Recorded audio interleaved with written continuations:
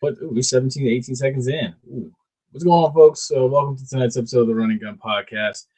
I'm Jay Peeps, and the man with me tonight is Mr. Sasser. So what's going on, man? It's going good. How's it going with you? It's going good, man. Can't complain. Vibing, chilling. You know, another day. Can't complain. You know, it's going good. But yeah, man. So we got a lot of good stuff lined up for the folks tonight. You know, it's homecoming week and everything. Looking forward to getting down there for convocation. I will be at convocation on Friday morning. Looking forward to it. Also, I will say, shout out to Fang Exchange too for their show last night. I'm looking forward to getting to Tallahassee to try out their Venom shots. I think it was called Venom shots. Yes. What is this Venom shot? You know what? When we get the HBC part rolling, I'm gonna show you this drink or this bottle of vodka. Don't do no. You're gonna look at it. You're gonna be like, the bottle is pretty clean. It could be a nice souvenir. You're gonna be like, damn, that's pretty hard. Yeah, but like that for me, that's like everyone has like one liquor or one drink they just stay away from. For me, it's vodka. Wow. Oh my gosh. See, you gotta learn how to dress it up. I know how to dress it up. Maybe if someone can dress up a nice, shot of vodka or a nice glass of vodka. Well, I'll tell you what. I'll put it to you like this. Have you ever had a mule before? A mule? Moscow Mule. Moscow? Yeah, absolutely. I love Moscow Mules. Well, guess what's in a Moscow Mule? Oh, you gotta be kidding me. Yeah. Think about it. I didn't. Yeah, Moscow honestly. Mule. Where does vodka come from?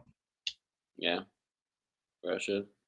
Yeah. So yeah, you put two and two together. So you are a vodka man, after all. Yeah.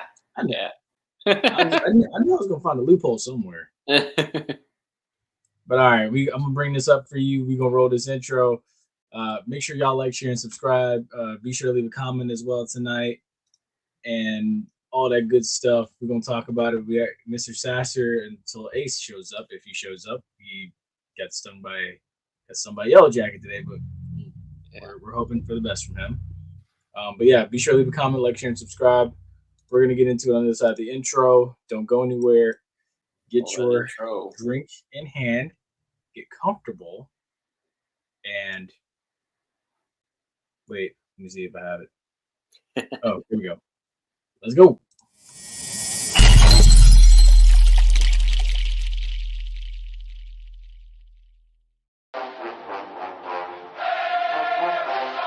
Hey, what's going on, guys? This is JP. This is the Bug. This is JC. This is Flash. This is Jimi Hendrix. And you're listening to And you're listening to the Run and Gun Podcast.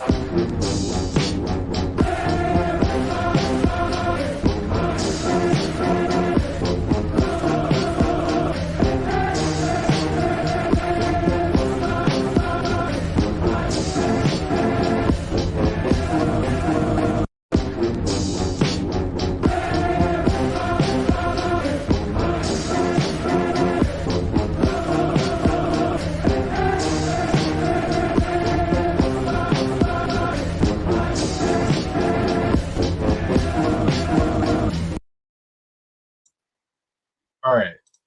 So, is he going to come up? All right. So here we go. Okay. So, Mr. Sasser, I'm going to share this with you now. Mm-hmm. So I can actually, and this is how we're going to start the show tonight, folks. We're going to start off talking about a very exotic, nicely thought out plan and a bottle of vodka that looks absolutely good. But I shouldn't say delicious, because delicious is more like you're chewing it, but a bottle that actually looks absolutely delicate. And I would buy it. They got a buyer in me. If I see it, I'm gonna definitely get it. So that is it right there. One.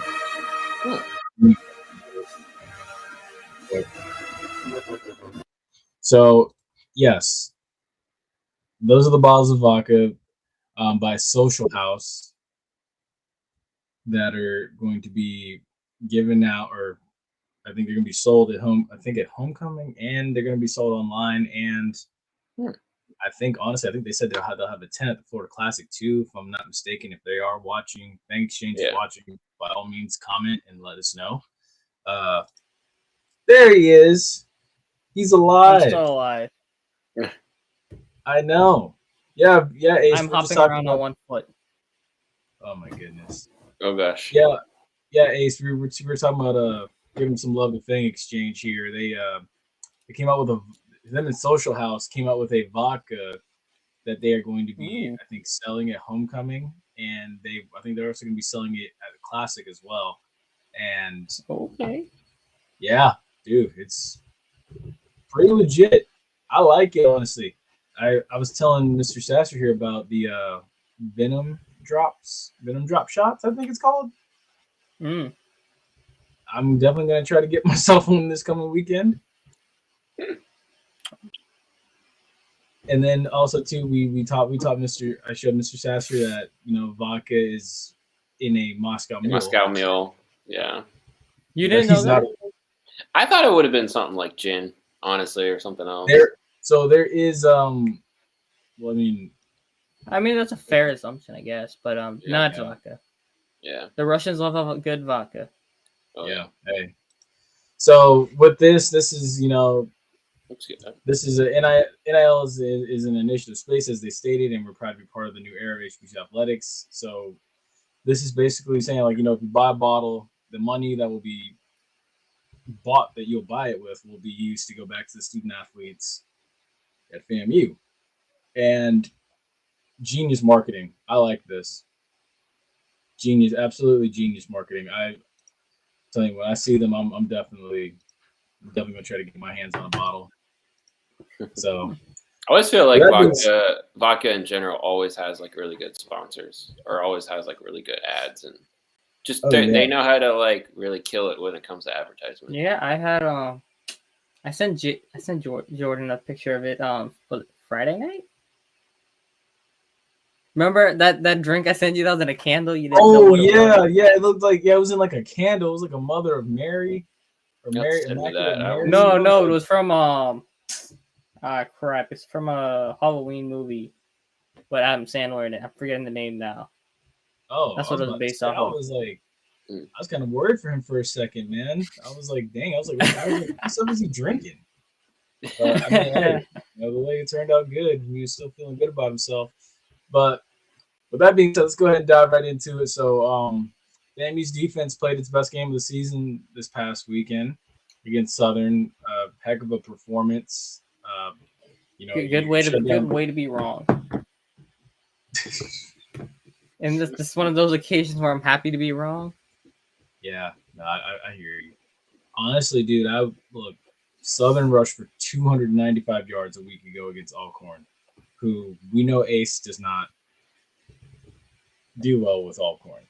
Well, Alcorn is Alcorn. Should be taking them ever seriously in a big game. Yeah, that's true. And so they're basically LSU of the HBCU verse, or SWAC verse. This is true. The Brian Kelly era of LSU, I should say. God.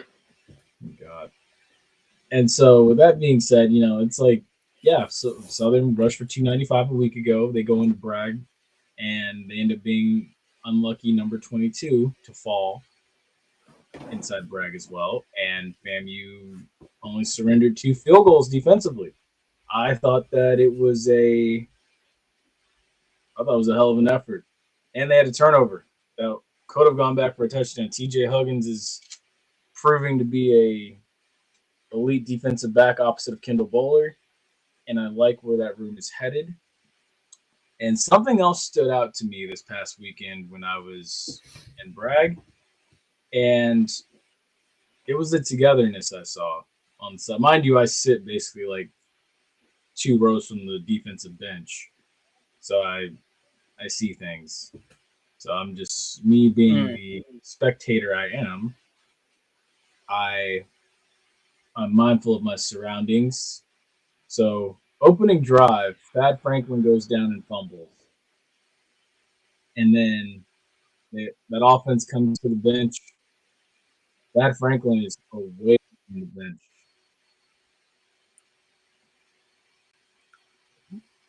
Anyway, I'm just gonna keep going. Thad Franklin's away from the bench, and What? Anyways, yeah, What's going on? keep going. JP's seeing what I'm seeing. I have no idea what that is, but I'm trying okay. to figure out, I'm just waiting to see who pops up so I can just boot him. But yeah, so I'm just gonna try to keep focus here. Yeah, so Thad Franklin essentially, yeah, he goes over to the defensive bench. He sits down. He's kind of out of it, and I get it. You fumble, mistakes happen, but they can also be costly. You got to make the most of your opportunities.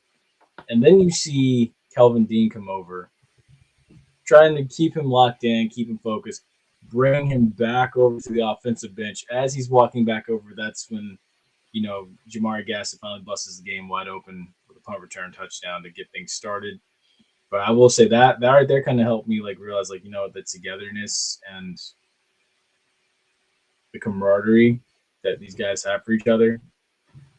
Even though we spectate and we assume what's going on outside is not good, or we assume this, that, and the other.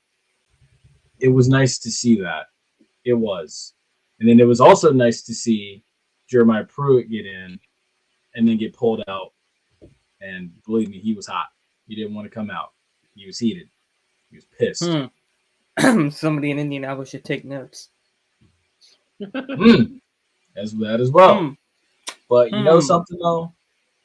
Even then too, this is where your leaders do a good. Oh God, they left. Nice.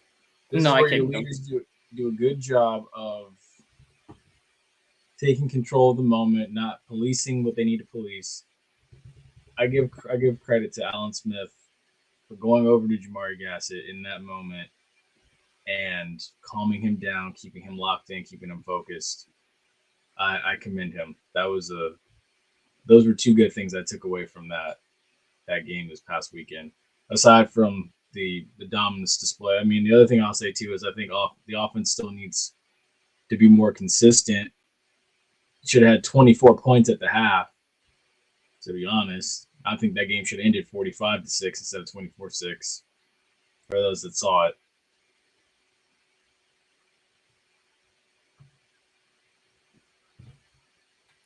I mean, when you watch that game, right? Tackling much better than it was. They played with more energy. I feel like that Jackson State game kind of I wouldn't say it was a kick in the ass, but it was almost like a spark that they needed to get going. Yeah. It was more of a reality check than anything else because when you was to Miami and Troy, right? You're like, okay, they were significantly better programs or whatever you want to say. Yeah. The air quotes on significantly better on Troy, but anyways. And you go to Jackson State now, a team in your conference, first real test you have. You think, oh, we kind of hung with Miami early. We put belt to ass on Albany State, and then you're like, okay, we got this, right? Going into Jackson. Reality check happened, third quarter. Now you go in now to this game. You're like, Southern coming off a good win. Then you go, all right, well, we got to lock in, boys. We got to lock in. And they locked in. Yeah, and it goes back to what Coach Colsey said. I wrote it down after listening to his presser, his weekly presser, previewing each game. He stated this past weekend's defensive performances from players getting comfortable within the system. And he said when the offense plays a complete game, we will be scary. He said we haven't played a complete game yet. So hopefully sooner rather than later they turn the corner. I said, yeah, they haven't played to 100% of their potential. Oh, no, not at all. And you hope this is the one where the light finally flicks on. And I mentioned it last Saturday where the back half of the schedule lightens up a lot here because now you've got You got a Texas Southern team that's not that good. You got a Prairie View team that talked a lot of shit that's not that good. You have a Mississippi Valley team that likely will finish 0-11. And then after that, you have a Bethune team who looked better. Hey, I saw that score at halftime, boy. I saw that score at halftime. Right? I was about to send you a screenshot. I'm like, hey, what's going on right now? And then I saw, I was like, and all of a sudden it was 37-17. I was like, never mind. Yeah, dude, honestly, look, they changed quarterbacks. I have it right here. Hold on. I wasn't expecting that first half, you know. I got a notification said 17-17. I'm like, hold up, what is going on? Dude, so wait, while you're looking that up, who won that like Battle of the Losers game? So Bethune, surprisingly. Bethune? Nice. Yeah, so what happened was here last week. Yeah, that's right, he wasn't. That's right. So Bethune couldn't be benched.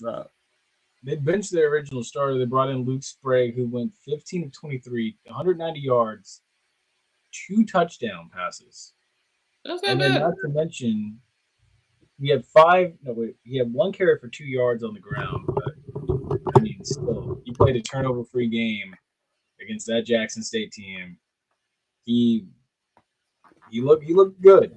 They looked good. I was sitting in my hotel before going to Bragg and watching that, and I was like, damn, they look a lot different with this kid.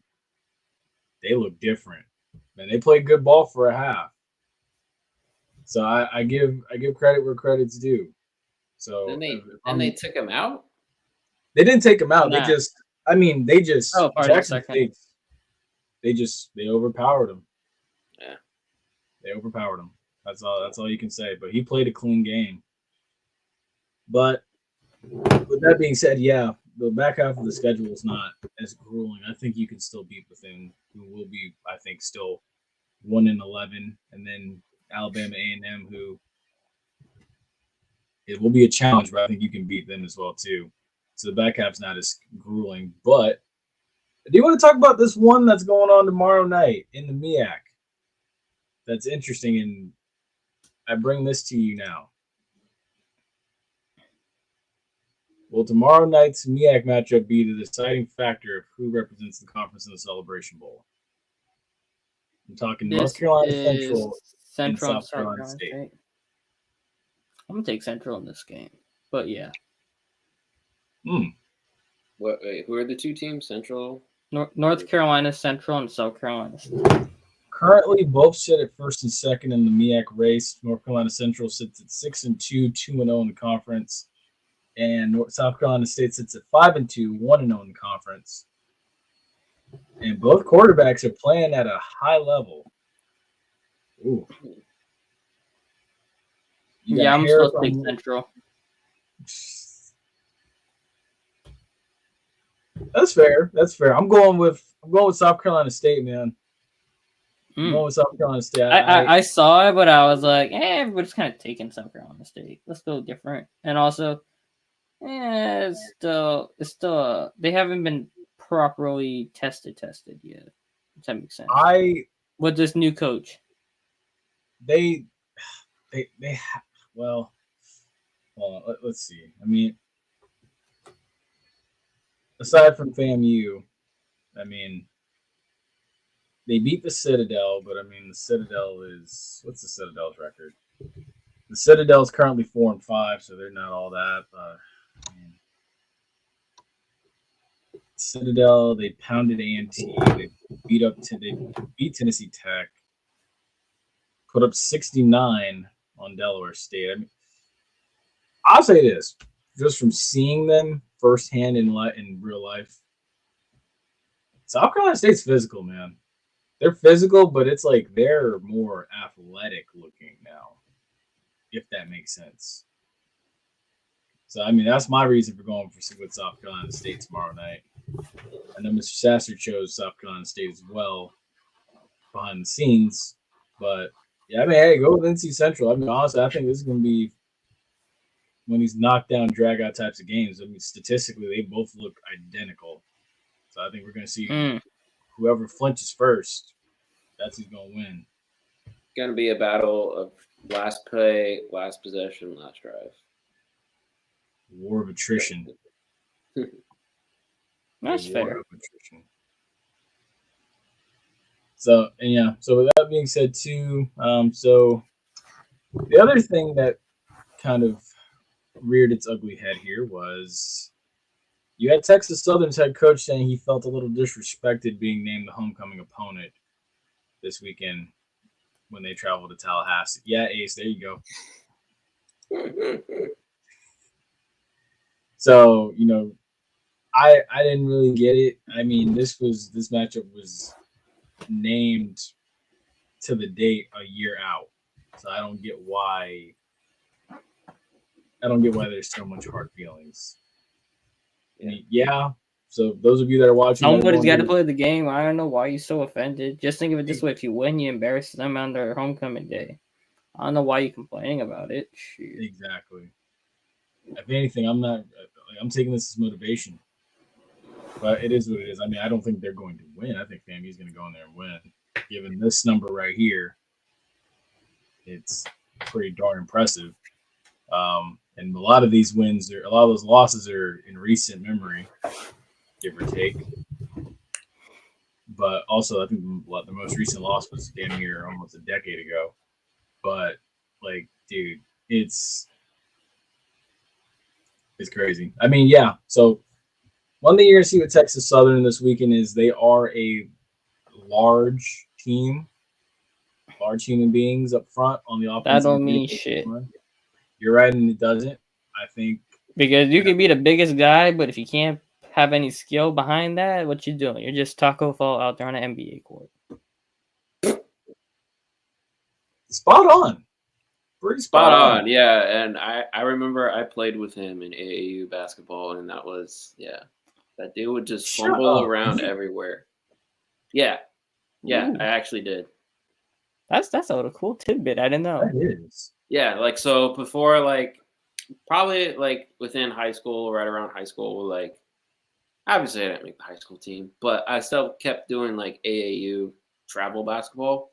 So I met a lot of cool people that way, and I think a lot of them went off to at least got into the NBA or played college or played somewhat professionally. And I just remember looking at him, and of course I'm doing this. I'm like, I just look at him and I say, "You're gonna go into the NBA."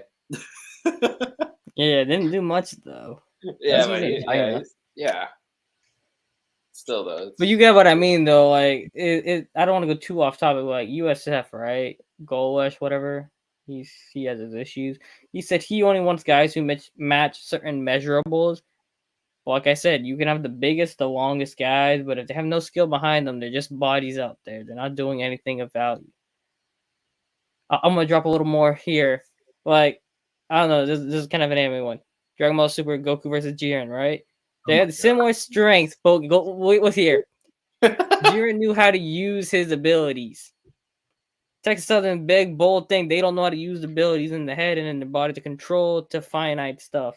Just saying. Big difference between what FAMU might not have the size, but they know how to use their ability. This is true. Just saying. Just saying, bro. I'm just going off it here. The pain med's hitting right now. My ankle is literally the size of a golf ball right now, or like a bowling ball. Can't even see the damn bone. No, I feel that though. I mean, honestly, look, they're gonna come in with a TQB system and everything with Jace Wilson.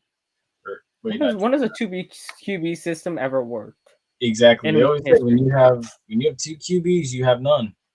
Exactly. So I mean, look, and so far from what I did watch in their game against Grambling, they didn't, give or take, I only watched one quarter. They didn't do a whole lot of passing, and you know what? It actually shows. 177 yards through the air.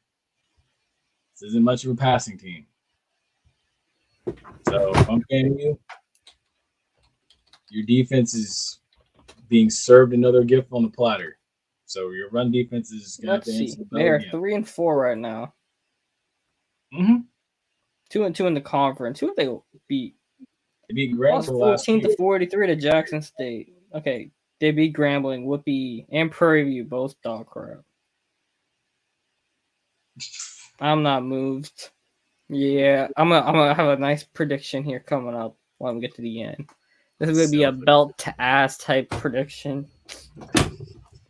Sounds like a plan. So with that being said, I guess according to the stats polls, because that's what we're paying attention to here too. One thing before we do move on, two HBCUs are still in the top 25. It's number 19 NC Central, who will host again, or who will travel to Orangeburg to play against South Carolina State this weekend, and Eddie George and number 25 Tennessee State. Looking pretty damn good. Good for them. Yeah, no, seriously, good for that. I want that series to come back, man. I want that series to come back. One last thing before we go. I know you two are new to this, but I mean, this is what we're about. We're creating new memories. So we're creating, even though he'll probably be watching from home, we're creating new memories for Mr. Sasser here this weekend if he watches the game. And Ace has his memories as well. They had what, Prairie View last year? Yeah. Yeah, that was belt ass. I am not worried. That was funny. Yeah. Wasn't it raining like crazy, wasn't it? Wasn't it raining? No, that was the SWAC championship. Okay. Yeah. That was mine was, I'm going to still stick with 2007. Dude, I've never seen what I saw occur that day. So March 100, they always they bring it off towards the end of the halftime show. A&T comes out of the locker room. The two meet right there on the sideline. Mind you, the March 100 is taking up the whole sideline.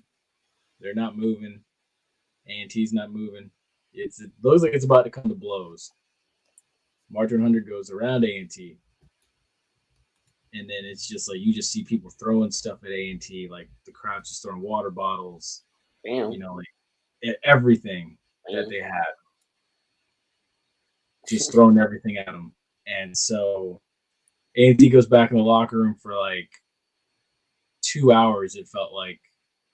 Mind you, the game should have been over by this point. They finally come back out.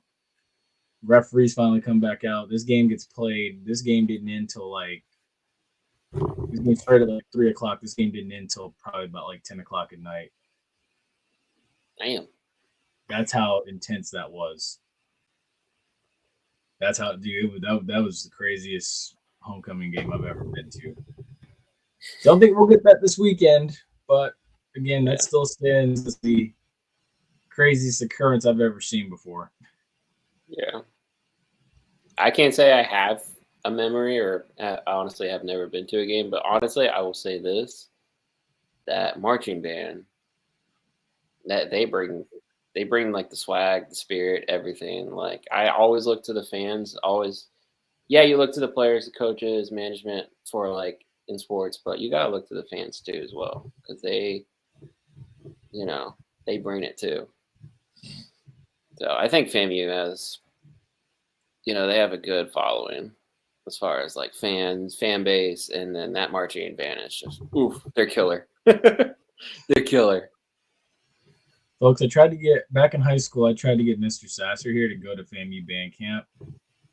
He didn't take me up on it, but he watches videos apparently. Yeah, I do. If I could go back and redo it all over again, I probably would consider that for sure. I love that. All right, so we doing NFL or we doing college? Rest college ball. College. Let's do it. So I'm gonna come out the gate with it.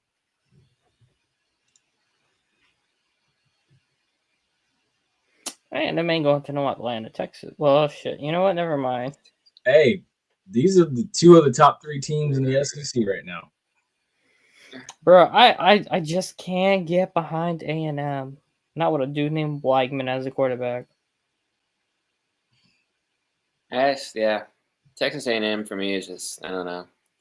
Seems to me like they've been on a downfall. You see the rise of Texas now. They're not the same A&M, but how do I say this, right? They're like a different tier, if that makes any sense. Like, you know how Alcorn, like I said, is at the Brian Kelly LSU. Brian Kelly LSU does not show up for big games. Fair. Yeah, that's Texas A&M in a nutshell. They don't show up to the big They games. they show up, but they're not world beater type team. Now, I will say this. So Texas A&M, outside of that week 1 loss to number 7 Notre Dame, which I still don't think they shouldn't have lost that. If they hadn't lost it, they'd be undefeated right now. They'd probably be a top team. Texas A&M, they come into this weekend favored by only surprisingly 2.5 against South Carolina. But after that, I mean, if they can beat South Carolina in Columbia this weekend, their path is clear, man, to walking into Kyle Field as a 1-loss team with a chance to go to the SEC championship against Texas. Their path is clear. Because I don't think Auburn's going to give them much of a go. They're going to beat the brakes Auburn off. ain't giving anybody much of a go. Yeah. So, I mean, right now it's slated to be a 6 versus 10 matchup, but I think, honestly, Saturday night, day after Black Friday, that Texas A&M game is going to mean a lot. Oh, yeah. It's just South Carolina at home. That's a tough game. Well, South Carolina on the road. South Carolina at home is a tough game. Yeah. And as of right now, Texas A&M is the lone undefeated in the SEC as far as conference play goes. But they've only played what? Arkansas, LSU, and who? They've played. They haven't played the big dogs. Well, at the time, Missouri was a top 10 team, but Missouri got exposed. Arkansas wasn't ranked. And then LSU was 8th in the country. Yeah, but they got CJ Daniels got hurt in that game. Fair. So yeah, this will be interesting. And this is the first time since 2011 that these two have played. Yeah, that's kind of crazy too, but this game is where. And I don't know if you heard about Texas. what I don't know if you heard about what A&M's coach said either. He threw shade on him, didn't he? Yeah, he did. He threw a lot of shade. Oh my gosh, if I can find it. You see, I gotta find it now because boy. I think you was the one who tweeted it. Or retweeted and I saw it. I gotta go. See, I gotta go back. All I know is he threw shade on him. It's not a big deal, but that gives Texas extra motivation. And Quinn, I don't know if he hasn't been 100% since coming back from that oblique injury. If that has anything to do with how he played against Georgia, but like I think Texas gonna take that welcome to the SEC moment, and they're gonna be ready for A&M. Oh, here we go. I found it. Here we go. I'm gonna share it right now.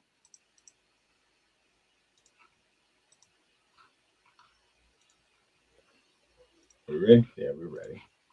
Yeah, I think it's the way we talk to the young people. I think the things that we talk about, the messaging, how we bring really good people into the building. We talk about doing things together. We talk about culture, and everyone talks about it. But then we go out and we live it every day. And I think we back up our actions. We're very honest. We're very open. And this is a real program. It's not fake. It's not a politician running this program, talking fast and BSing everybody. This is a real program. And for all the recruits out there, this is a real place. And if you want to be really good at football, yeah, I think it's all I gotta say is, outside of Edrin Cooper, I can't name you a single guy come out of A&M and be good in the last 5 years. And the only reason I know Edrin Cooper is because he was going out of his mind versus Jacksonville last week. Hey, I mean, honestly, my thing is, I don't get why he's really talking like that, because it's not like you had a recruiter that was talking to recruits saying all the people in these press boxes are paying money for you guys. Who the hell is that? Who the fuck? What? Just gonna, You probably can't see it, Dalton. Don't worry about it. I'm like, anyways, moving on, continuing. Was it an audio there's a- thing or is it something else? There we go. Took care of it. Oh, how the hell? I mean, if you're gonna join, at least show your face. I ain't know. Right? But, Anyways, back to this. Yeah, A&M, you're a new head coach, right? They got rid of Jimbo last year, right? So this the guy from first year or second year? Last year, please. So second year guy.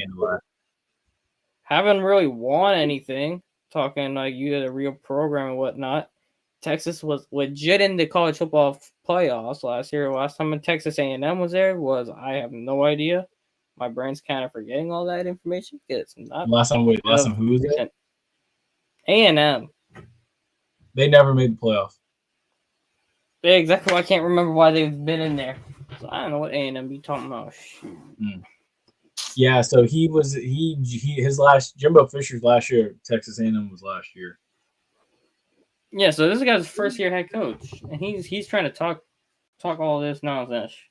I will say though, hey, this is a big 180 from where Jimbo Fisher had Texas A&M at. I mean, that is true. Because think about it, Jimbo. Then again, Jimbo really hasn't been good since 2015. 2016. I say 2016. Yeah. But 2015. Yeah, Jimbo's first season was 9-4 for Texas A&M, and then you look over now. It just never progressed. Yeah, you look at Texas A&M now. Texas A&M's on the upswing. That is true, but I'm just saying, man's yapping his yap, but you ain't really have anything yet to show for it. True. His calling card is if he can beat Texas. If he beats Texas, then I was like, all right, man, go ahead and you talk what you got to say. But no, he was right there about that politician part. But that's a different conversation for another day. I'm not having that yet. I'm saving my time for another former head coach discussion that is going to be had in a couple of minutes. And then the other one, bruh, just show your face. I'm gonna keep popping in. I don't know who you is. I'm gonna ban him. Bro, yeah, please. I don't know. Bro. Hold on, no, I think that might be someone. That might be someone I know that's trying to join.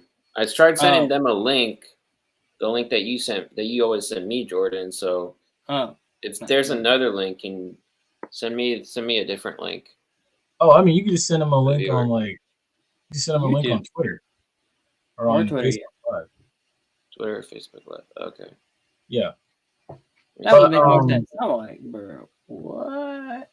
But also too, with it being homecoming week, it's also the other game down the road in Jacksonville, which I feel like ironically is always the same weekend, which I'm fine with. But I would love to go to one of these games one of these days when the weekend's not homecoming.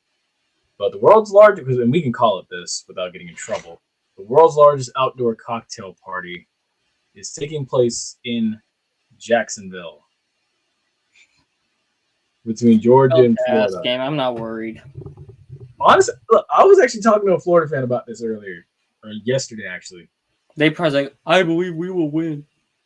No. They know they're screwed. Yeah, I mean, honestly, I will say this: the last 2-3 years, I have expected Florida to get blown out, get 50 dropped on them, and get run out of the stadium. That hasn't been the case.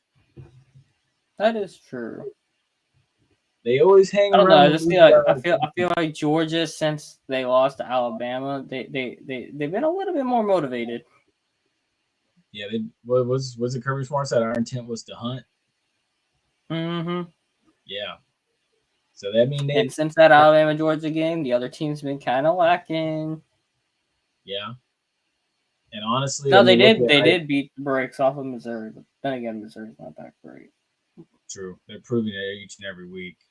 Now, the funny thing is, watch me say all this now and be like, I only expect Florida to lose by 14. Then Florida goes out there and loses by 30 or 40, which I don't think would surprise Ace at all. No. But the other thing too is 2026 and 2027. That game is actually going to be played in Atlanta and Tampa. So, Ooh, I know, I think we might have to pull up for that one. right? Now, Yeah. I want you to know too, Ace and Mr. Sasser. A lot of liquor gets confiscated at this game. Well, not my problem. I got an ID that says I'm over 21. I gotta worry. I forgot how you spell confiscated. CONFISCATED. There we go. Okay. Hold on. They're gonna be good for bars. It is. It's gonna be really good. Oh, here we go. This is the one from 2016. Oh my gosh. So police in the 2016 game, and this is what I'm alluding to. In the 2016 game, more than $500 worth of alcohol from one underage Florida Georgia tailgate was confiscated. Shit. Oh my God. That is a goodness gracious. The Florida Police Department about to get a nice bucket load of alcohol. They're gonna have a party. PD. I mean, well, Jacksonville PD, but you know now it's gonna be Tampa PD. Hillsborough County Sheriff is gonna be getting some nice Thanksgiving Day liquor. Yep. Oh, nobody cares about no Range Rover. Something be breaking down every other day. Look. And you see how big those I bottles remember are? this. Mm-hmm. That's what, $50-$60 a pop? Dude, minimum? yeah. Maybe 70. That's a lot of money. Exactly. Bro, that's a lot of money. Hennessy be going for $70 now. Wait, say that again? Hennessy. It'll be going for 70. Dude, I know. I know. I'm sure I bought the last time I purchased a bottle, and I cherish it now. Last time I purchased a bottle was like, oh my God, maybe April or May. Bro, when I found out my grandmother used to live by that Hennessy, boy. When I figured out how much Hennessy costs, I'd be like, so that's where all the Social Security money goes. Dude, that's why that's why like you don't. When I'm at an event and I see people like taking shots of it, I get so upset. I'm like, you got to savor that. That's a high. Bro, how we end up talking about this? That's why I love this show. We just be talking about the most random stuff now. Yeah. So I mean, anyways, that's crazy. That couldn't be Tampa Police, Hillsborough County Sheriff, Florida HPD. Y'all just got y'all Thanksgiving Day liquor celebration ready. For real. I know one thing. It wouldn't be me. It wouldn't be me with getting caught with all that. I wouldn't be giving nothing. No. That's the type of game where you don't share your liquor with anybody. Tailgate. You don't share nothing because it's literally gonna be the football version of Gasparilla. That's what it's gonna be. Oh, yeah, pretty much. It's gonna be undercover. Win or lose of that team, it doesn't matter. It's just gonna be a party. It's just gonna be an all-out slugfest. Yeah, I'm calling it right there. That's what it's gonna be. It's gonna be crazy. Also, another one that happened too. The Naval Academy took an L. Sadly. Yeah, you said it. That game was in Baltimore. You did not tell me that game was in MetLife. I thought it was in Baltimore. Bro, if I knew that game was a neutral site, I would have took Notre Dame. That's my fault. I think we all would.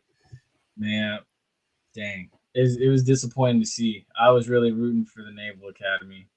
I was too. I don't know what I went for Naval, but everybody's talking about Shadur and Cam Ward. Riley Leonard would have been a first-round pick last year. He will be a first-round pick this year after it's all said and done in the pre-draft. Yep. Good thing for Navy is though they got. Where do you think one of them's gonna go? Where do you think one of them's gonna go? Carolina Panthers. I'm saying it right now. Please don't let anyone, no other quarterback, go die with David Tepper. Please, we'll save that one in the NFL section. Yeah. We'll get to that. We'll get to that in a minute. I know. Keep going, JP, before we get to that. Because we'll pull up the tweet with the the situation about it. You know the one I'm talking about with Oh, remember I called you out yeah. because you forgot Fields on it. You didn't know what you're Yeah. I actually have a screenshot. We'll talk about that in a minute. But yeah, so I mean, yeah, Naval Academy, they got 4 games. I think they'll win. The interesting one is against Tulane though on the 16th. So I mean, they'll beat Rice, they'll beat USF, funny. I think they'll I beat accidentally East Carolina. But their test will be Tulane before they get to Army. Who is yeah, 7? they might not. I don't think they beat Tulane. I hope they do. They might, Army, but I would give it like 70-30 Tulane, like percentage wise of victory. we'll see. I mean, the Army has to play Notre Dame too on the 23rd.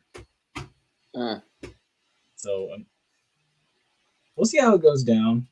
I'm rooting for Army in that one too, to beat Notre Dame, but we'll see what happens. Either way, I Notre think Dame's lost one game this season to that D2 school. Yeah. Not or D2 FCS school. No, North, FCS. North Illinois. No, they were North something. They lost one game this year, and that was to Northern Illinois. Yeah. Which, funny enough, ironically, well, I'm trying to find it now. Yeah, Notre Dame's only 7-1 right now. Northern Illinois is not MAC, right? That is MAC. My apologies then, Northern Illinois. And FBS. guess who Notre Dame plays next week? Miami. State. Florida State. In South Bend. Yeah, they're winning that. Yeah. Oh, my godmother's gonna have to pick a side on that one. That's gonna be funny. Yeah, and then the funny thing about it too is so Florida State had never lost to Duke until that infamous Friday night or Thursday night, and then this weekend another streak is on the line, where Mac Brown, who played at Florida State, has never beaten Florida State and comes to town this weekend. I think we know where this is going.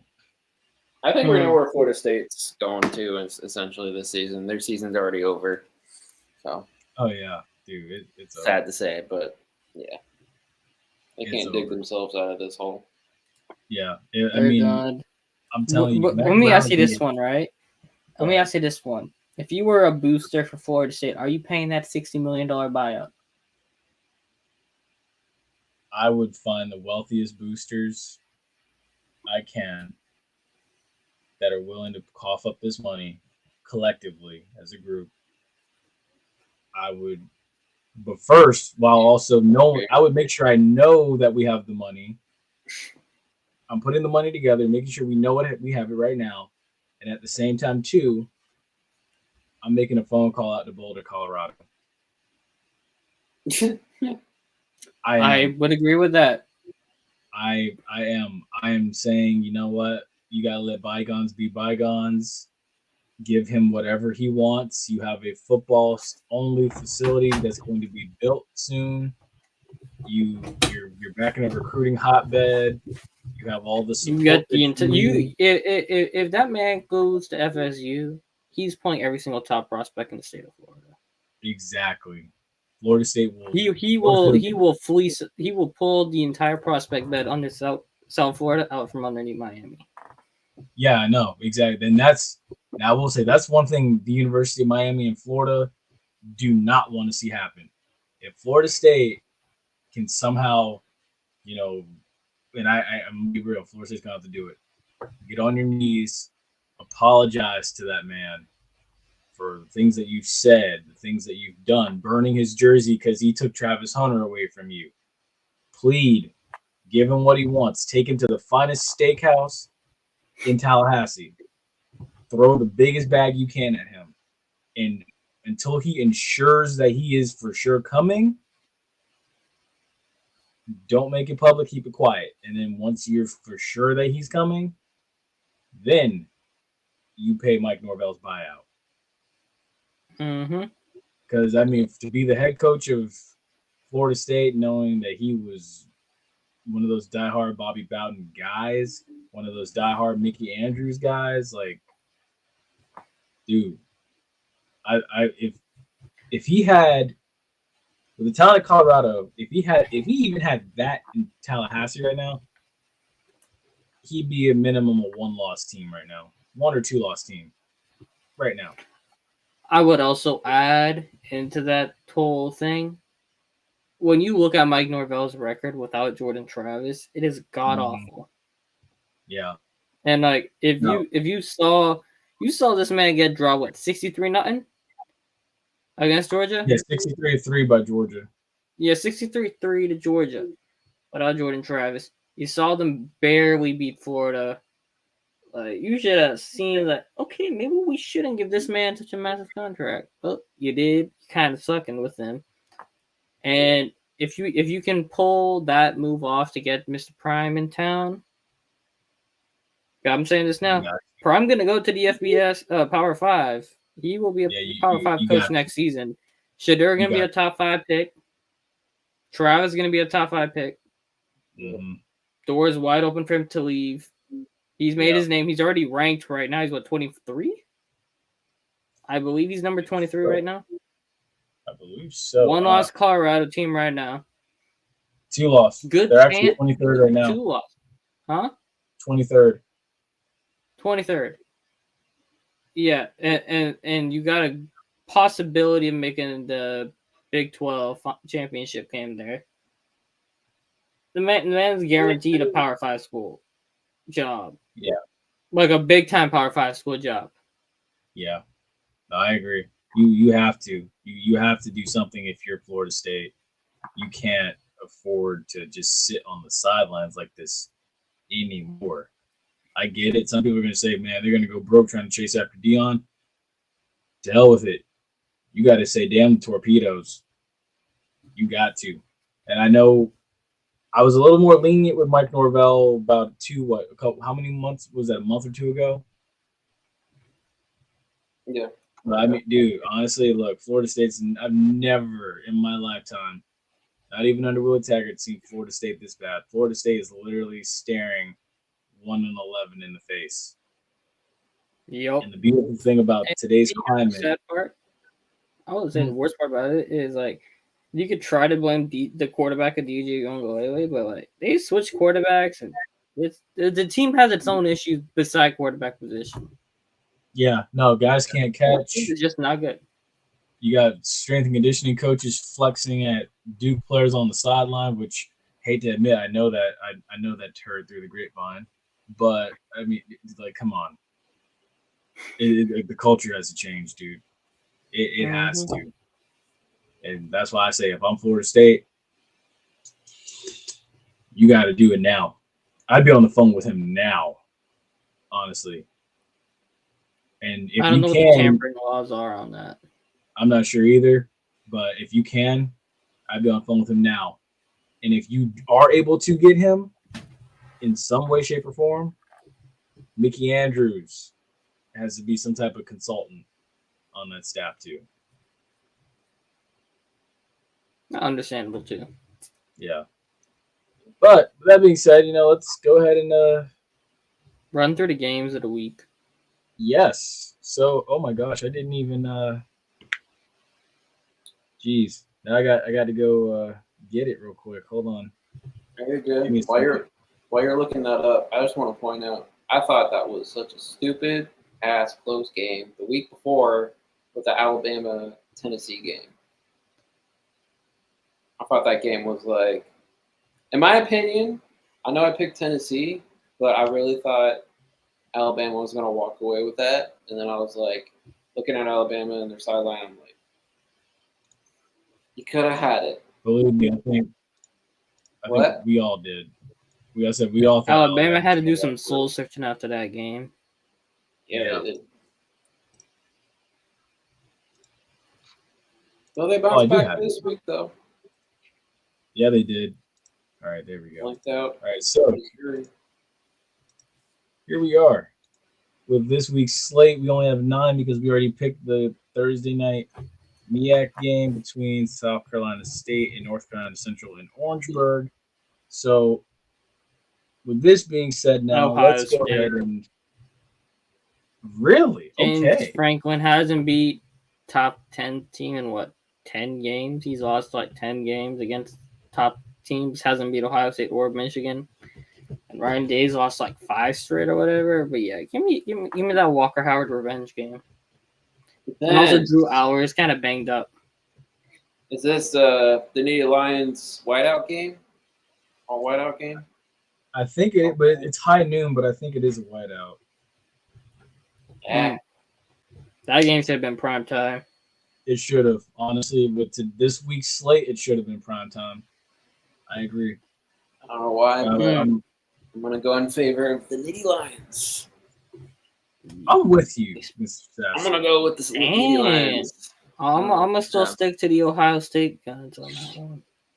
All right, the next one we got in Hogtown. Ole Miss Missy. at Arkansas. Yeah, it's a no-brainer. Ole Miss. Ole Miss. Mm-hmm. Next one's a no-brainer. Miami. Yeah. we can sync on this one. Yeah. Wait. No, Question. What is the... I know... Howard and what? Delaware State? Oh. I thought it was Harvard. Is that so, Harvard? yes. So we've reached the part of the year now, guys, where we get interesting FCS matchups like this. So Harvard, I believe, is... So that is Harvard's logo. Okay. Harvard and Dartmouth. Wait, that's Harvard, not Howard? That's Harvard. Ugh, why are we even doing this game, bro? So we're doing this game because... shit out of these two teams. Well, it's like, isn't that like in like the history books? Like, isn't that like considered like a really big rival though? Dartmouth. I don't know if it's considered a rivalry. I know Harvard and Princeton is. Harvard and Princeton, I know for sure. Yeah. But this one is Harvard's 5-1. Dartmouth comes in at 6-0. Wow. Okay. Dartmouth is the home team. I went with Dartmouth.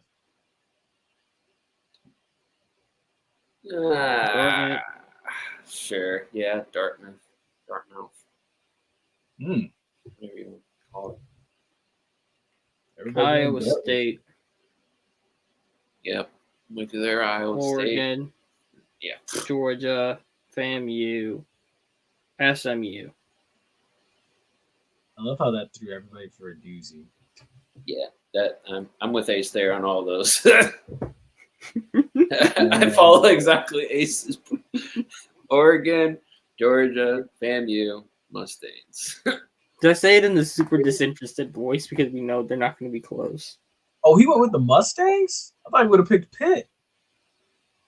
Nah. Wait, hold on. That's Pitt? Yeah, that's Pitt. I'm still sticking with SMU. Oh, give me Pitt then. Sorry, what am I talking about? I think SMU's good this year. SMU's good, so is Pitt. Yes, give me Pitt. I didn't know that was Pitt. Give me Pittsburgh. All right. Yeah, no, I mean, honestly, I'm going. I picked SMU as well for that one. I mean, SMU did beat Florida State. You know. Yeah. That's what got them. That's not saying much though. Top 25. Crap. Well, I mean, it got them into the top 25. I mean, that's true, but I'm still sticking with SMU in this game anyway. Not even because they beat FSU. I just know they're good. Yeah. They got some dogs on that squad. Who did they play? Who did they play last week or 2 weeks ago that I did not think they were going to beat? I'm trying to remember. I think it was Louisville. I think they gave belt to ass on UAB, but they also did beat Louisville. No. Yeah. They did beat Louisville. It's not out of Louisville. And I was like, man, nah, Louisville's got this. And they went in there and beat Louisville. But yeah. So yeah, that's our picks for this week. Yeah, cool. we're all in agreement the NFL. Let's do the NFL. Yep, let's do it. Which one do you want to start with? We can start with, if it changes. There we go. Okay, cool. So we can go ahead and start with, where is it at? Good start. Why are young NFL QBs failing? Tom Brady said it 4 months ago. Tom Brady said it, yeah. And I said he was right. He's so right. College teams are not getting quarterbacks pro ready. And NFL teams, managers, owners, fans, coaches, any of them we want to say it is, don't have the patience to get them to develop. I agree. Yo, look at Lamar Jackson. Sat the first 10 games of the season, I believe. Patrick Mahomes sat his entire rookie season. Yep. Josh Allen, I think, right now is an anomaly of the norm because he did sit a little bit, but then he played and he was terrible. Josh Allen was terrible. Like, his numbers were on par with, like, Bryce Young terrible. His first season and a half. And then he started to pick it up once he got Stephon Diggs and he started to figure things out. And with him, you needed the patience with that. And, like, these guys on this list aren't getting that type of patience. You look at, like, what's it to say this? CJ Stroud and Jaden Daniels are pure anomalies, but that's also because that Ryan Day offense, like, they actually were. He's a bit different because Ryan Day's not like pro style, but CJ processed it at a pro level. If that makes any sense. No, it does. That makes a lot of sense. CJ Stroud, honestly, dude, I looked at him and I'm like, nothing bothers this guy. Exactly. He's unfazed. No. Yeah, that's also single. I forgot who could never beat Michigan. Anyways, seeing shots of him on the sideline, it's just like he's in this, like, he looks, I don't know. He's always in Zen mode. Jordan Love, he sat 3 years. Jordan Love, in today's day and age, if he started right away, he would have been benched within a couple of games. He was terrible coming out. He had to sit. He did sit, and he learned, and that helped him a lot. Yep. He still has a turnover issue, but he's still pretty good. Jalen Hurts sat most of his rookie season. Who else is there? There's a couple more guys who sat. I'm going through it in my head. Give me a second. Kirk Cousins sat behind our RG3. Yeah, he did. Yep, that's true. Baker? Baker didn't sit. They went in the same Darnold needed to sit. Darnold needed to sit, and then he sat in San Francisco, and that's when he learned how to do things properly. So Darnold, technically, you could say Darnold is kind of like what these guys are, but on the back end of the development curve, if that makes any sense, where you start off bad because you weren't ready. Then you got to sit a year in San Francisco and learn properly. And now you're figuring things out in Minnesota. Yeah. Right. Geno Smith sat, but also Geno Smith's not that good. Geno Smith's kind of mid, if that makes any sense. Honestly, no, that is facts. I agree. I'll be real with you. When he came into the league last year, I told Ace, I'm like, dude, Anthony Richardson ain't that. I'm gonna just tell you straight. Like I said, I'm gonna say this. Remember, I always used to say he was Walmart Jaden Daniels. That's offensive to Jaden Daniels and to Walmart. He's more like Timu's brand. Whatever the Timu brand of Timu is, that's what Anthony Richardson is to Jaden Daniels. He's the Wish version. He's the Wish version, and yeah, he's the Timu version. Nah, he's the bootleg Chinese version. If that makes any sense. Now that community grocery store with no name on it. That shopping mart. It just says food market. Yeah, that's what he is. But I mean, honestly, I was not high. I was trying to tell Colts. I knew Anthony Richardson needed to sit, and I don't know what Indianapolis was thinking starting him out the gate. He did, and then that's when he got hurt. And you would have thought him sitting on the bench, watching and observing for a whole year would have helped. But not just observing; it's more like, how do I say this? You could sit on the bench and just use your eyes, but also you have to do practice reps of it to apply it. Mental reps. Yeah, mental reps. And if you're just sitting there on the sideline hurt, you're not doing, and you're not paying attention, then you're not really learning anything. You're just wasting time. And what lost me with him is when he said, "Oh, I was tired." All right, come be tired and stand next to me. Yeah. Since you're so tired. Come be tired and stand next to me. Yeah, and then look where it got him. I would ride out with Joe Flacco. I think just ride the year out with Joe Flacco and come back next year and see what he got. Yeah. And even still, I would go find a free agent this coming off season. Because if Anthony Richardson doesn't do what he needs to do again, put him on the bench again. And ride out that rookie contract. There's a quarterback in Pittsburgh who would be perfect for Indianapolis. And he's actually number 4 on this list. And speaking of him, actually, I was surprised. Well, I'm not surprised, but it also goes into what I'm saying. Justin Fields is a better human than I am. I won't even say I have my flaws, but that man is smiling there next to Russell Wilson on the bench. So that means they vibe with each other. So I'm not even mad about it anymore because they truly get along. It's kind of strange because you watch Russell Wilson in Denver, right? Remember that Melvin Gordon meme? Like them in Denver and in Seattle too. The guys in Seattle and Denver did not F with Russell Wilson. Because Russell had an ego. And that's why I don't like Russell Wilson. Russell Wilson's ego is bigger than his ass. And I guess Russell got humbled a little bit coming into Pittsburgh because you don't see him with those cringy comments right now. And to be fair, speaking of which, before we get into this, I don't want to get into the Russell Wilson part too much because there's a part of Russell Wilson I want to talk about in a minute. So I'm not going to give him too many flowers. Justin Fields, he got thrown. He sat 2 games, I believe, in Chicago with Andy Dalton starting, and then he got thrown to the Wolves with Matt Nagy. Was terrible. Got benched again. Wrecked his confidence. Got thrown back again to the Wolves in the same season. Got benched again in that same season. Mess with his confidence even more. Then you go to the next year. Chase Claypool was your best weapon. Chase Claypool was stuck terrible. Darnell Mooney was still coming along. Then your third and final year in Chicago, you finally get DJ Moore, but your offensive line couldn't stop a fly for their life, and their running game was non-existent. But you still started winning games once you got Montez Sweat. Started playing well. They ship you off. Then you start 6 games in Pittsburgh, play pretty well. Then you get benched again and shoot your confidence right back into the gutters. But what feels you see it though. You sit, you learn, you see some stuff there. Then you see him actually improve. Will Levis, terrible. Will Levis is 25? No way. Yep. Jeez, I'm older than everybody on this list. God, I know. I'm older than everyone on this list. I'm just shocked. Will Levis got drafted last year and is older than Justin Fields. That's crazy. See, we're looking. It is older than Justin Fields. What? See that, Mr. Sasser? We're looking at it like, geez, like we're older than these kids.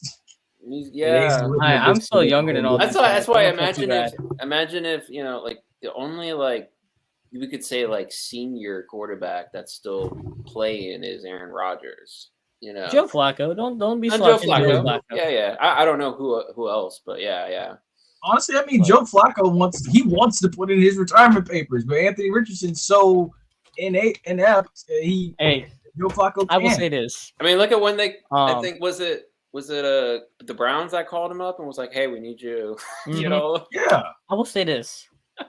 I mean, you remember back in I want to say it was 2015 to 2017 era, right? After the Super Bowl, the Ravens won in 2012. The years after that, people were always saying is Joe Flacco elite? Is he a Hall of Famer and stuff like that, right? Yeah. But I'm gonna be real now. I look at Joe Flacco these last 2 years, and I would say he's played himself into the Hall of Fame. Yeah. Because he's shown he's been pretty good. He's dependable. And it's he's going out on a positive note. So he's leaving a good impression, and he also was really good in Baltimore when he was there with Anquan Bolden and he didn't have Anquan. Did he have Anquan Bolden on that Super Bowl team, or he was on the 49ers side?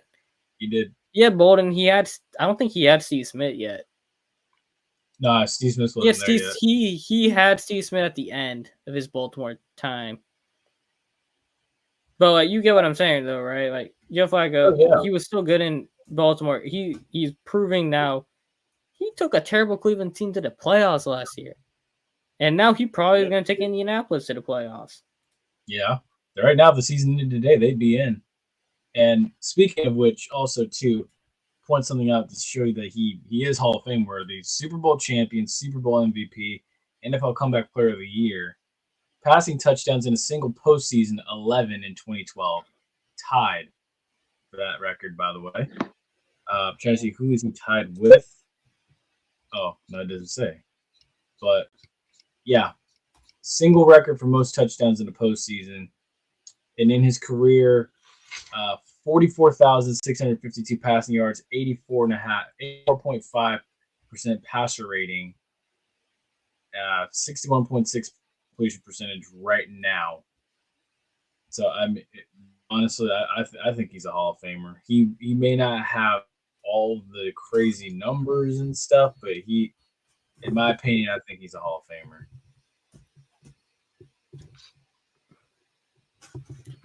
But also Actually, back onto this though, right? With Trey Lance barely played in college, never got properly developed. Then you come to the NFL, got hurt, I believe, his rookie year, towards ACL, I think his rookie year. Then he broke his ankle the next year, 2 games into the season, and still never got the mental reps he needed or the in-game reps that he needed. So he's just floating in the wind now. Mac Jones was a low ceiling type of guy to begin with. He got carried by the guys around him. Kenny Pickett was you know what Kenny Pickett is. Yeah. Well, he's at the bottom. Say this. He's at the bottom of the I list. will say so this. That kind of This list is missing a glaring person and is omitting some key people on this list. Shout out Malik Willis, boys. We got to give this man a shout out because that man, he was talked about a lot coming out because that 2022 class was terrible, right? We all know it. Kenny Pickett, Matt Corral, Malik Willis, whatever. Man was third round pick, went to Tennessee, sat behind Ryan Tannehill, got a part-time shot when Tannehill got hurt. Didn't really do much in Tennessee. Lost the starting job to Will Levis last year. Sat behind Will Levis and Ryan Tannehill last year. Learned. Got traded to Green Bay. And what the man do is 2-0. Came in relief of Jordan Love again this week and won the game. What a game-winning drive. Yeah. So, sat, learned, got better. I wonder. Baker Mayfield. Sat, learned, went to LA, learned some more. Sam Darnold too. Yep. It's funny enough too. Those last 2 they played in Carolina and got out. I'm telling you, I'm not ready to close the door on Bryce Young yet. Bryce Young, Justin Fields, the only 2 I keep the door open for. Trey Lance, I don't know how you say with Trey Lance. Like it's Trey Lance, I think. I wouldn't say he's done for him. I think if he goes to Miami and sat, I think you could see something happen with him. Maybe. Nobody's learning anything in Dallas. Let's be real. No, that's why I want Marquise Bell to get out of Dallas. Washington needs to go trade for that man and get him out of there. Yes. But the thing is and someone actually mentioned this about the Bucks making a move for Deontay Johnson. In-division trades are rare. Exactly. Because they were saying maybe the Bucks did call up and inquire, but Carolina probably wanted more than normal for him, and they gave Baltimore the minimum for him. But at the same time, out of the conference. It's like maybe Dan Quinn has called up to inquire about Marquise Bell. But there's a different thing to those 2 situations. Deontay Johnson actually played. Marquise Bell's just sitting on the sidelines doing nothing for the majority of the games. But they know when Dallas can use him. They know his potential, though. Yeah, but not starter. He was top 25 in Pro Football Focus for linebackers. So the potential is there. That's the only thing I can really say about it. But the other thing too is, your boy Jameis, he famous Jameis, full Jameis experience last week. I wish I played him in fantasy. He put up 36 points. Brock Purdy did squat against Dallas, which I was like, come on, man. You're just a fantasy guru now. Back in the playoffs, buddy. Yeah. Right back in the playoffs. I'm playing you this week. Wait, no, I'm playing you. No, I'm playing Chad. No, you ain't playing me this week. Oh, next week I'm playing you. Me or him? You, Jordan, J Peeps. I'm pointing to you, J Peeps. Yeah, I'm playing you next week. Oh, great. Not Nah, this you week, haven't but played the me following yet, week. bro. I gave Flash some belt. That was hilarious. His fall off needs to be studied. His fall He off. drafted Christian McCaffrey first overall. I give him a slight break. And All Jordan right. Mason fell off a cliff. Yeah, he did. He fell off hard too. The other one too is we got a huge NFC North matchup this weekend in Lambeau with the Lions and the Pack. Oh, I think Love's gonna play that game, but I'm still taking the Lions. I'm gonna take the Lions regardless. I don't know. I've just kind of been on that bandwagon with them. That should have been Sunday Night Football. What is Sunday Night Football? That should be Thanksgiving Day football too. It probably will, but it'll probably be in Detroit. Thursday Night No. Football is gonna be a blowout. Texans are gonna beat the crap out of the Jets. I don't know Why how do I they- feel Oh, about that's Monday, tomorrow. though. Oh, yeah, that's Thursday. So Sunday night is the Colts and the Vikings. Sunday, Oof. Colts and Vikings. Joe Flacco, Sunday Night Football against the Vikings. Vikings. Yeah, Vikings. Thursday. Oh my gosh, why did they do that? These games are so lopsided for Thanksgiving. What are they? Bears at the Lions, Giants at the Cowboys, and then Ew, Dolphins Giants, and Packers. Cowboys, Thursday Night Football. Oh, that's gonna be so nasty. we have 3 games. What's the final one? Dolphins at Packers. Ew. It's Packers gonna gonna be so win that cold. too. It's not even fair for Miami. I will say I was kind of getting used to the Saints being on Sunday on Thursday night, like as the night game. I'm happy they're not. I'm happy they're not there anymore. I can't. You want to get into them yet, or I'm gonna save that for a minute. All right, let's talk about it. Bucks, why y'all running fake punts when you have the game in hand? You could have won. That was actually game. dumb. You said you run a punt. That was very Fake dumb. punt. What are we doing there? It's not Madden, guys. Got your ass. You know what's burned for that funny is one. they talked. I was listening to them talk about that on the radio as well earlier today too, or yesterday when I was washing my vehicle, and they hinted at the fact that like whoever sees that on the field and sees or makes the read on the field has to call a timeout in that situation. They misread it, didn't call a timeout. Somebody should have called it. Todd Bowles actually went on there and said he was like, I thought we had a look that we needed and we went for it and we didn't get it. I should have called a timeout. Todd Bowles has to wear it again. Bad judgment by Todd Bowles. And then honestly too, bad judgment by the NFL in that game. Because Oh god, I you know what will drive me crazy in that game too? You watch Monday Night Football, right? The first yard line, like the markers for the first yard lines, and every like on the chains, they had cameras, but you couldn't get me pylon cameras for a 1 o'clock game. dude, it's now, and I'm telling you now, that's going to get brought up. I did not know that though. I didn't know 1 o'clock games didn't have pylon cams. I thought every game had pylon cams. I didn't know that until this Bucks game. I'm like, why aren't they showing us a pylon cam? And Yeah, they didn't have it. I'm like, what? I'm actually going to show you what certain broadcasts only have pylon cams. No, that should be just a rule in NFL in general. Just have pylon cams for every game. I don't care. Here it is. MLF football is so annoying. I was shooting the game at about the 1.5 yard line, so keep that in mind as you watch him cross the plane. The more I watch it, though, from my camera angle, Winfield strips him, ball's starting to come out behind him. It appears before he crosses the plane. The more I watch this, the more I think it's a fumble. Kyle Pitts' second touchdown of the day. Dude, I'm telling you, man. Yeah, fumble. Someone mentioned that as And also well. why is Kyle Pitts leaving the football like that in that position anyway? Like, have people never learned from Deshaun Jackson?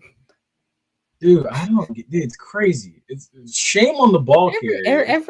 Every other week, I always be seeing that crap happen. I'm like, Or have just you learned nothing? Dude, Yeah, any and all ball carriers. Hold on. there are to this 2 ball. plays. Those are 2 plays that decided the outcome of that football game.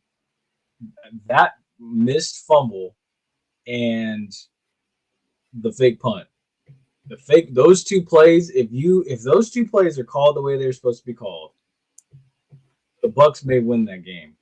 And you're probably sitting here talking about the Bucks sitting at the top of the NFC South without. What's their record right now? 4-2. The Bucks are 4-4 right now. 4. Atlanta's 5-3. Wait, who were the Bucks lost to like that? The Bucks lost to Denver, who Sean Payton had a great game plan. Baltimore. They lost to Baltimore, who physically just beat the dog piss out of them. They lost And Atlanta to, twice. Atlanta twice. They shouldn't I have forgot been that honestly, Denver they should have game. lost either one. Realistically speaking, I mean, the way the season's gone, I mean, I think the Bucks could have well enough been what's that? Bucks gonna be 4-5 after this game. 4-6. They'll be 4-6 by the time they come out of their bye week. I don't see them. Christian McCaffrey's coming back. Someone's got to beat the Chiefs, though. Someone's got to beat the Chiefs. It's not gonna be the Bucks. It's not gonna be the Bucks. It's not. If it is, hey, I will say though, if it is, Raiders should have beat them. The Raiders should have beat them. Yeah. Sorry. I know Kansas last City's year favored by 9 right now. I know last year Raiders gave them a hard time. The Chiefs a hard time. I'm here. Beat them. I'm here. I'm here. I'm here. Oh wait, you don't know about that? Oh yeah, they made fun of the Kermit voice, right? Yeah. Right over here. I'm here. I'm here. Okay, He's like, hey, Kermit. excuse me, do you know the way into town? He's like, yeah, it's back the way you came. Do you know that way? That's Uganda and Knuckles. What are we on now? Oh God. No, I was thinking about the thing where you don't remember Kermit was playing the banjo and he was like, oh yeah. me, back the way you came. He's like, yeah, it's back the way you came. So, yeah, this TikTok generation wouldn't know about that. That was what, Vine? Probably. That was on Instagram. Yeah. But that probably started on Vine though. That was one of those that was on Vine. Probably. Oh my gosh. But yeah, this generation wouldn't know about that. Damn, that was some good days. That was, yeah, I remember Vine was the thing back in high school, sitting there. Vine and class. oh my god, what was the other one? It started with a D.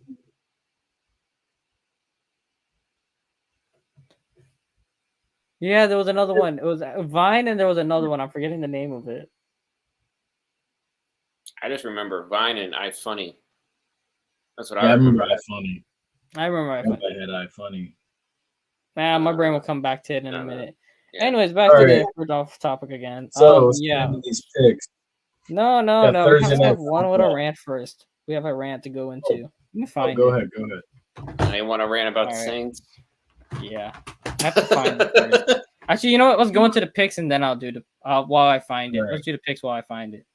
Thursday night football, we got Texans and Jets. I'm going Texans. All right. I think I already Jets gave my are- pick on Texans. I already said that. that. Texans, yeah. Oh yeah, my bad. Yeah, that franchise is. An Aaron Rodgers jersey is going to be worth less than a Michael Jordan Wizards jersey. Telling you now. Ain't that the truth? It is. I'm sorry. Let's Sorry, see. Aaron. So we're gonna go here. We got Dolphins and we got the Bills. Dolphins and Bills. Bills. Yep. Tua's gonna die again. Is this the team that hurt him? Mm-hmm. Yeah. DeMar Hamlin. Oh snap! Oh my god. That should Oh be my another God. hot topic of issue is quarterbacks. Stop leaning down in with your head. Slide. No, slide Yeah, but with your Tua head. suffered like 2 concussions to He needs to just the retire. Bills. He needs to Mhm. just retire. The next one we got here is we got Broncos and we got Ravens. It's in Baltimore. Broncos, Ravens. Ravens. Read my mind. We got Chargers and we got Browns. Give me the Browns. Browns. I agree. Browns, yeah. I liked what I saw out of Jameis. I think Jameson. Jameis was in full. Jameis was in full swing last week. He threw a pick that what's his face dropped. Kyle Hamilton dropped it and immediately threw a touchdown the next play. I was like, oh my god, that's full Jameis right there. Yeah, no, he's gonna make you laugh, but it'll make you cry. Then he'll probably make you laugh again, and then he'll have you going like, "Oh my gosh!" All right, let's go into these before I go into my rant. I have my dirt. Let's see, Saints and Panthers. Ooh, Bruh, why are they starting Bryce Young? If it was Andy Dalton, I would take the Panthers, but they're starting Bryce Young, so give me the Saints. Yeah. Now, if Jonathan Brooks comes back and Adam Thielen, I might say the Panthers, but it's still probably the Saints winning that game. It's essentially a cripple matchup. That's what it is. It's a cripple. It's battle of the worst NFL team in football versus the third worst NFL team in football. I saw your boy actually. He did a mock draft. He was like, "I got the Saints taking Ollie Gordon out of Oklahoma State." Yeah, that was like in the third round. I was like, "Yes, please." Saints Panthers. I mean, Ollie Gordon needs to work on like his maturation and his professionalism, but I mean, it wouldn't be bad. No. He talks to the crowd too much. Yeah, if they're starting Bryce Young, I'm gonna go. Tyreek Stevenson. What'd you say, Mr. Sassy? I'm gonna go Saints. Yeah, Good they're man. starting Bryce. Yeah.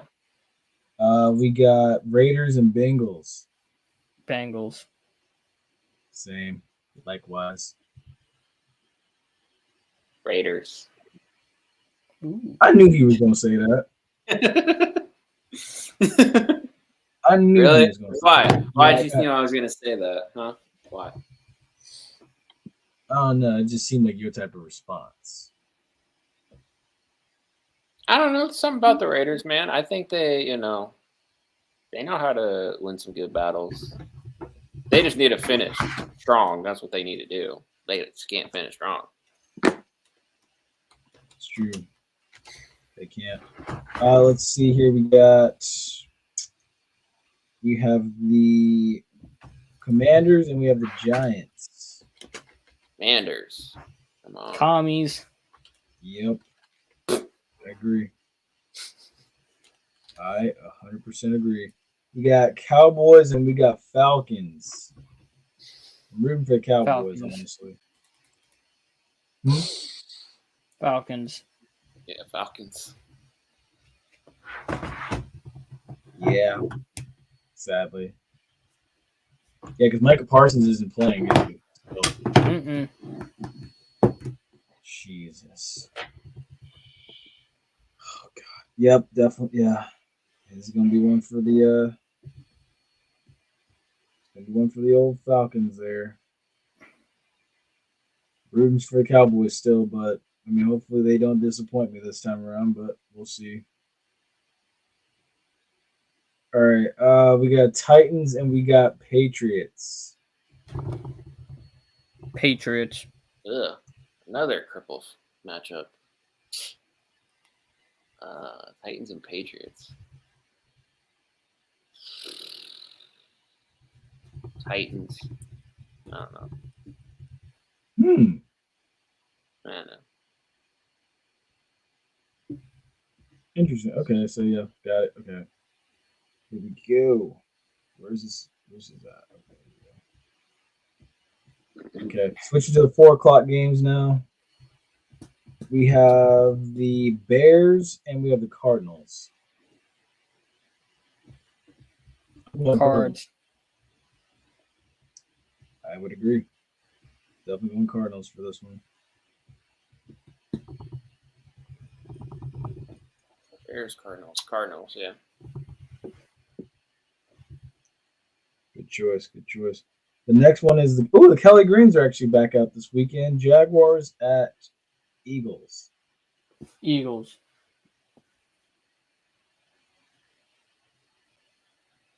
Yeah, Sorry, what was the matchup? Jaguars at Eagles. Eagles are wearing the Kelly Greens. Eagles. Good man. Lions at Packers. This is America's Game of the Week on Fox. Lions. Lions. Lions. Lions. Okay, I'm with it. We got Rams at Seahawks.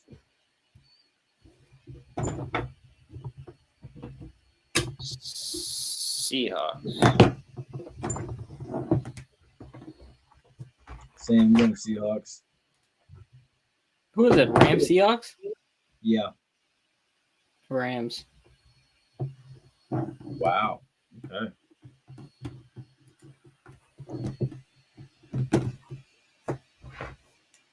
And then we got Sunday Night Football. We have the Colts and Vikings. Yeah, I'm going Vikings. Everybody's going Vikings, I assume? Yeah. Good men. Good men. And I'm gonna go with the Bucks. Someone's got to beat the Chiefs. Someone. I'm gonna go with any team that plays against the Chiefs. I'm gonna go with that team. Even if it's the worst hater. team. Even Just if generational hating right there. Yeah. Like, give me the Chiefs stuff. Yeah, I'm still going with the Chiefs, but I mean, hey, you never. Hey, look. It's funny because it's like, even like, you know, like everyone says the same thing about the Cowboys, but now we have something else to talk about. The most hated team. We don't like the Chiefs. We don't want to see them constantly winning. Even like some of their closest wins, I'm like, how do they come up with that win? Oh wait, refs officiate. Here's the thing now. It sucks. Here's the thing now. If the Bucks do win Monday night, Mr. Sasser looks like a genius, and we all look like dumbasses. Yeah. So I mean, and then it'll probably be like, you know, maybe he should just come on here Wednesday and do this himself. Or Wednesday, I just hop on and do my own podcast. Yeah, I mean, at that point, it's like, yeah, you might as well. But yeah, I mean, look, it would turn out to be that way too. Watch, it's like all of a sudden, like he's the only one that picks the Bucks to win, and then they go out there and they actually win. I mean, and realistically, they should. I mean, after they should have beat the Falcons. They should have. Losing to Baltimore, I kind of understand. I mean, that's a hard matchup. That's a hard matchup, but they should have really beat the Falcons. That's their own. That's in their conference. They should have done that. So they really need to win this next one. Fair. Otherwise, we'll just put them in a slump. Ooh, You ready for this? Yeah, give it to me, Ace. All right, boys, ladies, gentlemen, everyone, sit around for this Ace rant. This can be glorious. All right, as we all know, you know, former head coach Sean Payton ruined Michael Thomas's career by trying to run up the score against Tom Brady's Buccaneers in Tom Brady's first game. We all remember this, correct? He was doing the same thing again against Denver, where he was trying to run up the score, and with against the Panthers. And his quote was, because J.C. Horn took offense to this, saying that's lame as well. All right, so Sean Payton says post game, right? We're trying to finish the game the right way. We're not trying to run up the score on anyone. It's the National Football League. Play better so that doesn't happen to you. Correct? Right. Cool. Yeah. He was not wrong with this, right? We all agree. Play better so you don't get the score run up on you. That's fair. Fairs. Cool. As we all know, back week 18 of last season, Jameis Winston Allen and decided to get Jamal Williams a touchdown 1-yard touchdown run, right? Against the Falcons. Arthur Smith took offense to that, getting mad, and Dennis Allen went post game and apologized, said they should have taken a knee, but guys want to get is unacceptable. That's not who we are, and that's not what we're about. And apologized to the Falcons for running up the score. All right, man, and what you call a P, you know the rest of the word. A rival at that. So what you trying to say, Ace? That man is lacking in 2 categories, one on each side, nothing in it. You know what I mean.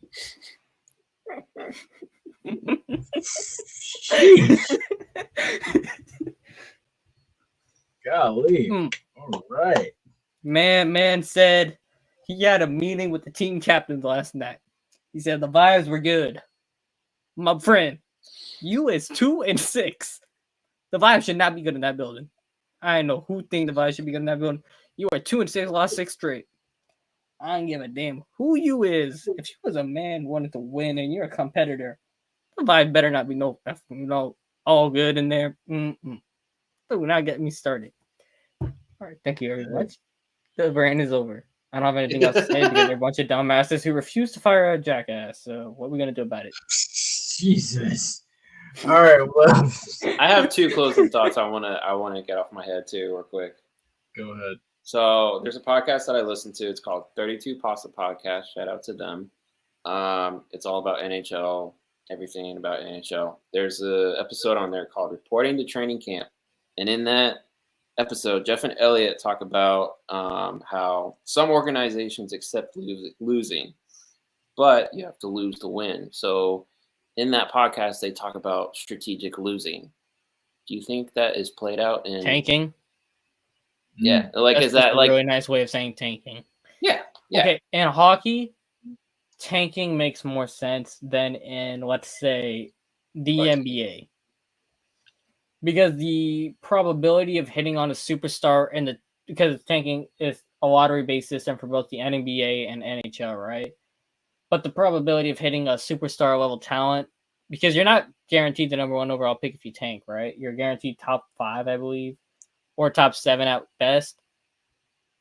Oh, yuck, we're going to get a game 6. Yeah. Just extending it out to get more money. Who cares?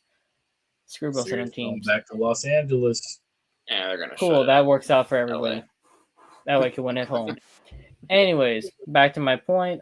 Yes. Where was I? Oh, yeah, tanking. So in the NHL, you have a higher probability of hitting a superstar in the top 10 than you are like outside of the number 1 overall pick. Right. There's a better chance of hitting a superstar there, I think, than you would if you have a top 5 pick or a top 7 pick in the NBA outside of the top 3. Like, there's hard to find a superstar level player between that 5 to 10 range. There's very rare players who become superstars there. While in the NHL, you see a lot of guys who hit off of that spots. So tanking in the NHL makes more sense, I think, than it would. Because look at Philadelphia, right? Philadelphia, the Flyers were a terrible organization. They don't really win much of anything. No. They got the number 7 overall pick last year. They got a guy who nobody took in the top 6 because he was in Russia. And the NHL is racist to Russians right now because of the war. You got a guy who should have been number 1 overall pick, in my opinion, at number 7. Yeah. And now this man's got over a point a game right now in his rookie season. Franchise turned around with the 7th overall pick. Yeah. So I guess tanking, you could tank, be bad, but you're still going to end up with a top 3 pick. Columbus tanked for Adam. They tried tanking for Bedard, but they ended up with the 3rd overall pick. Fantilli is pretty good. Just saying. So that tanking works there. NBA, Houston Rockets, Detroit Pistons have been tanking for years. Oh. Detroit Pistons have not won shit. Yeah. I don't even think they've had a number 1 overall pick. They lost 26. They lost 26 straight games last season, and that's with Cade. So and they got Cade, and the other times they lost all those games last year, and they ended up with the 5th overall pick. Yeah, because it's that lottery too. Yeah, that's what I'm saying. Both teams have both leagues have lotteries, but the chance of getting a superstar at the 5th overall pick in hockey is way better than getting a superstar at the 5th pick in the NBA. This is true. I agree with that. All right, so that we know, FAMU Texas Southern pregame preview Friday. I don't know. I don't have an exact time for it yet, but I will set a time for it and hope for the best from there. So, Ace, give me your prediction for this weekend. 45-17. Actually, not even 17. Give me 14. Okay. Wow. Okay. Mr. Sasser, what is your prediction for this weekend?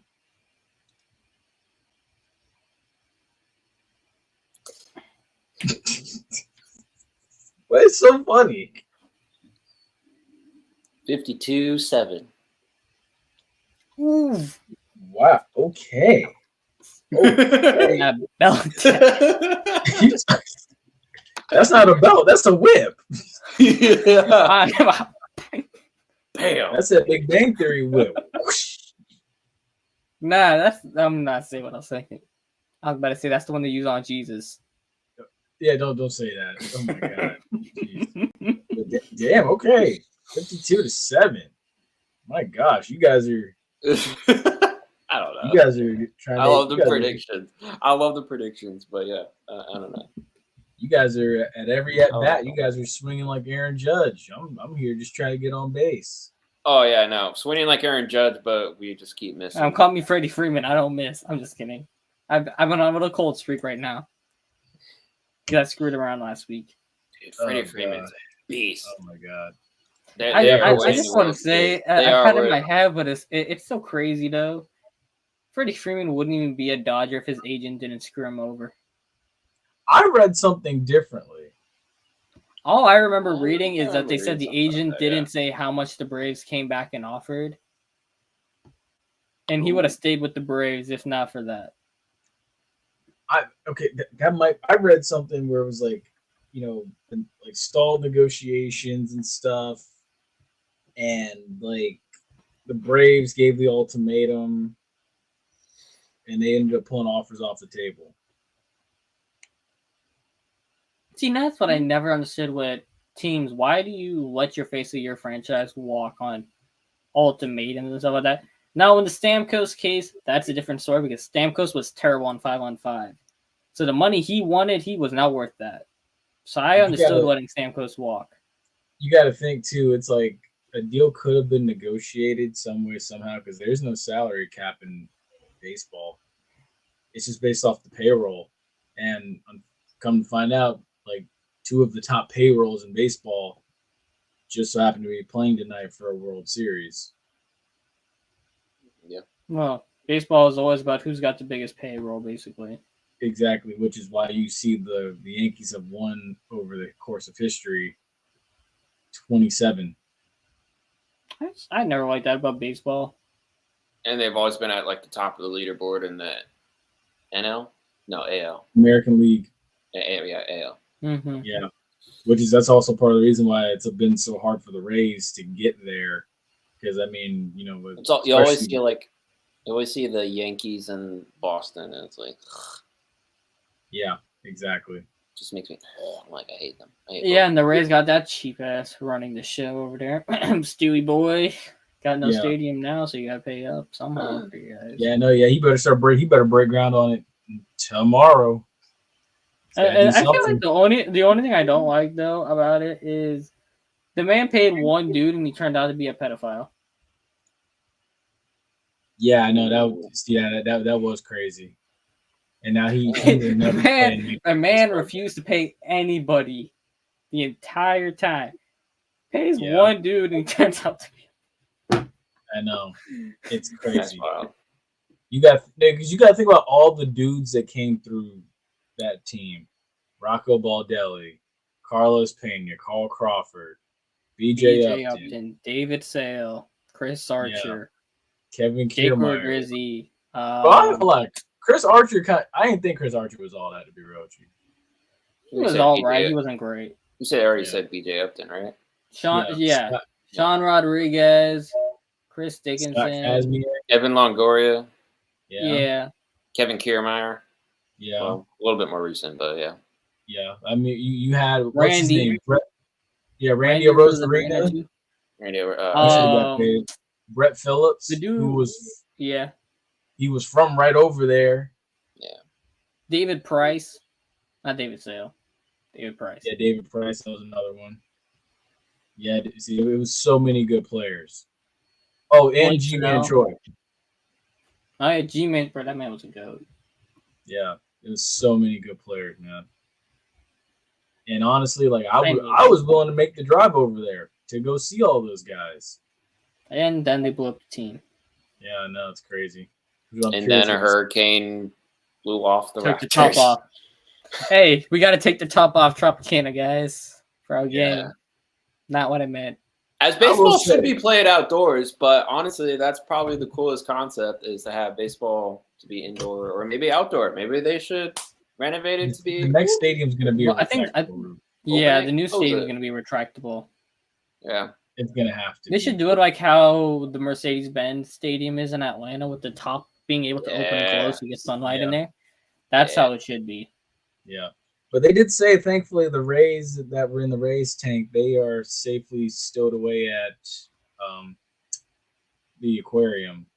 They either want to. Mhm. Well, I even read an article saying they either want to be relocated to. They say either Tampa, Destin, and somewhere else too. North Carolina. They're going to test them out in North Carolina, I think. Yeah, because Durham, that's where their farm. Durham is farm there, is. yeah. Interesting. Because they got the Durham Bulls up there and stuff. Yeah. But I mean, we'll see how it I think goes. it's Raleigh they're going to test them out in. Well, I they're think they're gonna going to test them out okay. in Raleigh or Charlotte or something like that. I don't know.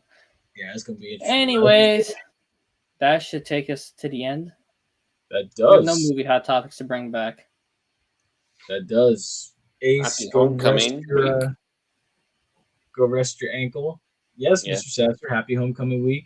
I'm gonna go try and find this when I get there Friday, or honestly Saturday morning, or Saturday sometime. I'm gonna try to go get my hands on this Venom drop shot, and I'll let y'all know how it tastes. Get me one.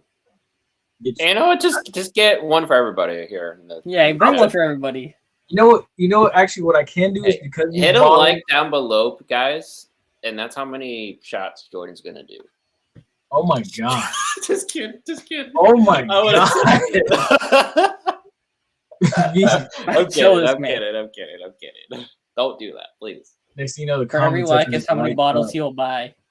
Oh, Now I will say, because these bottles are like $29, if y'all want to cash at me $29, I can go buy you a bottle and send it to you. I don't know how Now much y'all a thinking normal about it. costs. What'd you say?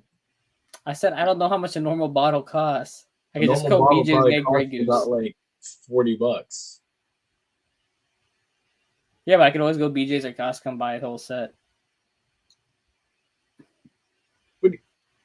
We'll talk about this. Fang Exchange. If you're watching, I'm trying to help y'all make some money. Yeah. Yeah. All right. I'll get maybe. Anyways, be a friend, tell a friend. That's gonna do it for us for another glorious episode of the Running Gun Podcast. Today we talked about booze, something random. Also, I forgot what it was. Booze, Just go off topic. homecoming, your rant. Booze, homecoming, rants on Saints. Talk about upsets in college football. Who's boring? Who's not? Who falls off the face of the earth? Who's also keeping their thing? Who's gonna put belt to ass? Who's gonna choke? You know, all the goodies that come along in sports and drive you all crazy.